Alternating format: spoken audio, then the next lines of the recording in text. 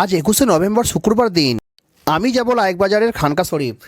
এই বাসটি লায়েকবাজার খানকা শরীফ যাওয়ার জন্য ভাড়া করা হয়েছে। এখান থেকে লায়েকবাজার খানকা শরীফের দূরত্ব 11 কিলোমিটার। আজ খানকা শরীফে অনেক লোক এসেছে এবং চারিদিকে লাইট দিয়ে সাজানো হয়েছে। আজকে পালন করা হচ্ছে এই খানকা শরীফের প্রতিষ্ঠাতা হজরত সৈয়দ শাহ মারসুদ আলী আল কাদেরীর প্রথম বাৎসরিক অনুষ্ঠান। এটি নিয়াজ পার্কের কাউন্টার। এখানে ইসলাম ধর্মের অনেক বই বিক্রি হচ্ছিল। এই অনুষ্ঠানে পীর সাহেবের মুরিদরা মূল্যবান বক্তব্য শুনছিল।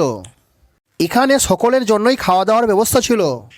সকলেই এই চেয়ার টেবিলে বসে খাওয়া দাওয়া করছিল এবং রাতের খাওয়া দাওয়ার জন্য ছিল বিরিয়ানি, আনলিমিটেড বিরিয়ানি, এবং বিরিয়ানির ভীষণ টেস্ট হয়েছিল।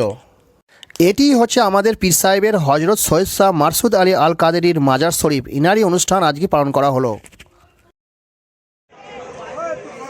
ভালো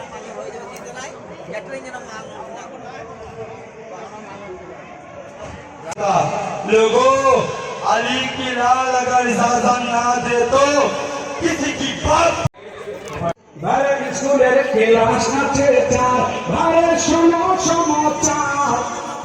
এত লোক এখানে হাজির হয়েছিল। আমি